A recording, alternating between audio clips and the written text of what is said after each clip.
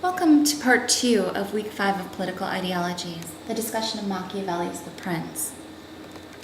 As I discussed in the previous lecture, Machiavelli's ideas were more about normative theory, explaining what was at the time in Florence, as opposed to idealistic theory, explaining what should have been at the time. Another characteristic of Machiavelli's work is that he's extremely skeptical about human nature. In chapter 17, for example, he takes on a famous debate. Is it better for a ruler to be feared or to be loved? He discusses, upon this a question arises, whether it be better to be loved than feared or feared than loved. It may be answered that one should wish to be both, but because it is difficult to unite them in one person, it is much safer to be feared than loved, when of the two either must be dispensed with. Because this is to be asserted in general of men, that they are ungrateful, fickle, false, cowardly, covetous, and as long as you succeed, they are yours entirely. They will offer you their blood, property, life, and children, as is said above, when the need is far distant, but when it approaches, they turn against you. In other words, people are fickle, false, cowardly, and covetous. Human nature is that we cannot trust people. They'll turn on us. Thus, we should do what we ought to do, and not necessarily according to some moral code. Living by morals might put us, in fact, at a disadvantage, because human nature is that we're willing to throw out moral concerns if it's to our advantage. This quote shows the idea of Machiavellian realism. Number 1, it's a negative view of human nature. Number 2, it's pragmatic. If you're a prince, if you're a leader, and you don't realize this evil that lies in men, and you don't take into account the fact that you may be required to inspire fear in order to preserve the state and security, you're destined to fail. Power will naturally be held by people that are most ruthless. That's simply a fact in Machiavelli's eyes.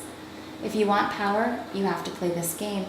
Otherwise, you'll bring ruin to yourself and also to your people.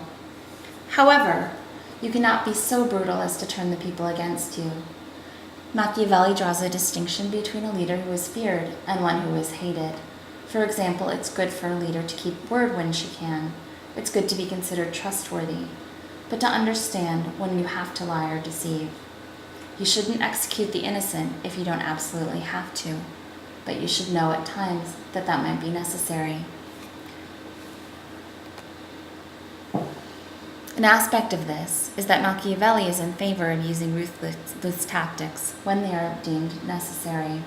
He notes in chapter 18, a prince, therefore, being compelled knowingly to adopt the beast, ought to choose the fox and the lion, because the lion cannot defend himself against snares, and the fox cannot defend himself against wolves.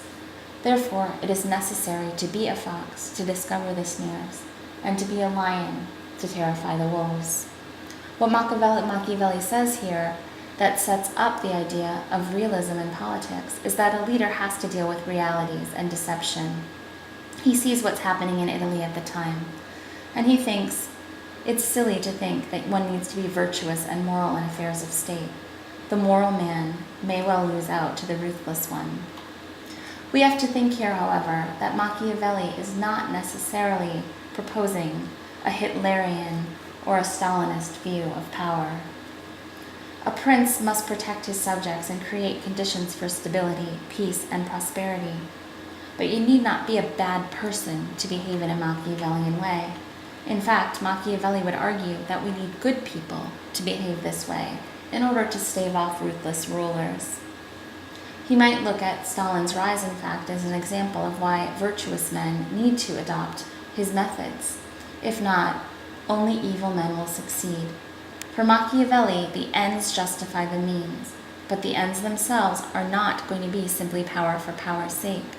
The ends should be noble. In his view, what's best for all the citizens of Italy.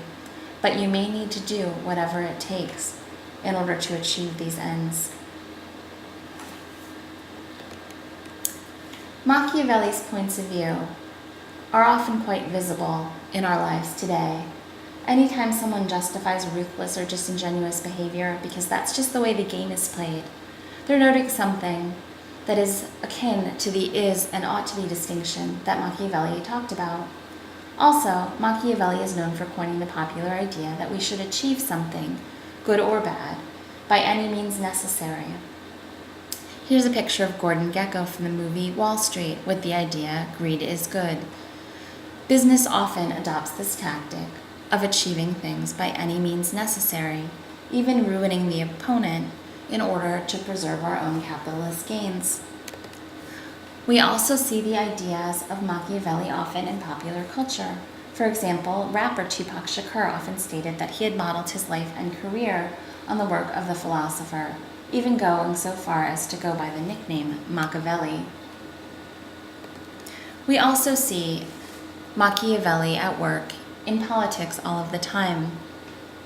I show you here a picture of President Bush's advisor Karl Rove, who was often criticized by politicians as being Machiavellian in his behind-the-scenes maneuvering to put the Republican Party at the forefront of politics by any means necessary.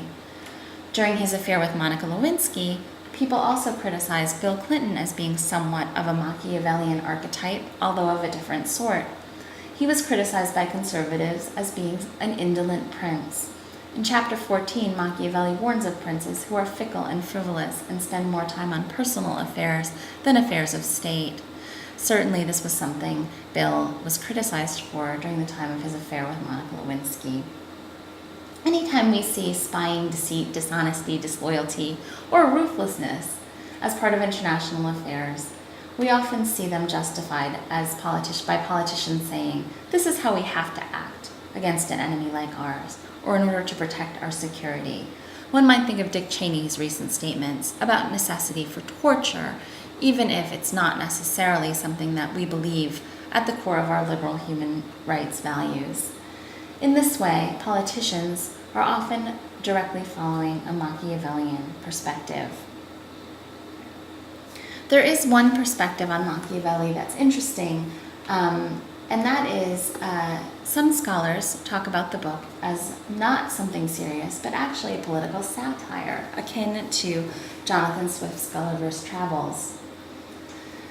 Ian Johnston, a scholar at Oxford, states that so many of the things we see in The Prince are contradictory, morally absurd, and they seem to be there in order to ridicule things. First, the Medici family itself, and second, the notion of tyrannical rule that's embodied in the government of the prince. However, other scholars note that had Machiavelli meant the text as a satire, it should have been much clearer, and satire is at odds with the way in which there are no ironical undercurrents that seem to qualify throughout The Prince.